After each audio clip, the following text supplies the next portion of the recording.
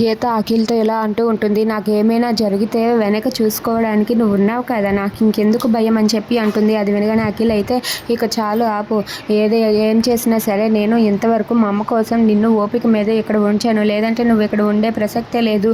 నువ్వు మా నాన్నకు ఎదురు తిరిగి మా నాన్నకు వ్యతిరేకంగా మాట్లాడావంటే మర్యాదగా ఉండదు, గుర్తుపెట్టుకో అని చెప్పి వార్నింగ్ ఇస్తాడు. దాంతో గీత అయితే నువ్వు ఎందుకు అంతలా ఇదవుతున్నావు, నువ్వు మీ నాన్న గురించి ఆలోచిస్తున్నావు కానీ ఒక్కసారి మా నాన్న గురించి ఆలోచించావా, మా నాన్నను దాచిపెట్టి మీ నాన్న ఎన్ని నాటకాలు ఆడుతున్నాడని చెప్పి అంటూ ఉంటుంది. అది వినగానే అక్కడ ఉన్న అఖిల్ అయితే ఏం మాట్లాడుకున్నా మర్యాదగా మాట్లాడు, ఎందుకంటే మా నాన్న గురించి ఏమైనా అన్నావంటే మర్యాద ఉండదు అని చెప్పి అంటాడు. ఇంతలో అక్కడ ఉన్న జాగృతి అయితే పూజారి గారి దగ్గరకు వెళ్ళి ఆ స్వామీజీతో ఇలా మాట్లాడుతూ ఉంటుంది. నా చిన్న కొడుకు నా చిన్న కోడల మధ్య ఏవేవో కలహాలు ఎదురవుతున్నాయి, వాళ్ళిద్దరూ కూడా సఖ్యతగా ఉండటం లేదు, వాళ్ళిద్దరూ దూరంగా ఉంటున్నారు, మీరు ఏదైనా చెప్తే నేను అది ఆ పూజని చేస్తాను, ఎందుకంటే వాళ్ళిద్దరూ కలిసి ఉండాలనేదే నా కోరిక అని చెప్పి జాగృతి అంటుంది. దాంతో అక్కడ ఉన్న స్వామీజీ ఇలా అంటూ ఉంటారు, నీ చిన్న కొడుకు చిన్న కోడల వాళ్ళ మధ్య బంధమే లేదు, బంధం లేనప్పుడు నువ్వెందుకమ్మా ఇంతలా ఆరాటపడుతున్నావు, వాళ్ళ మధ్య బంధం లేనప్పుడు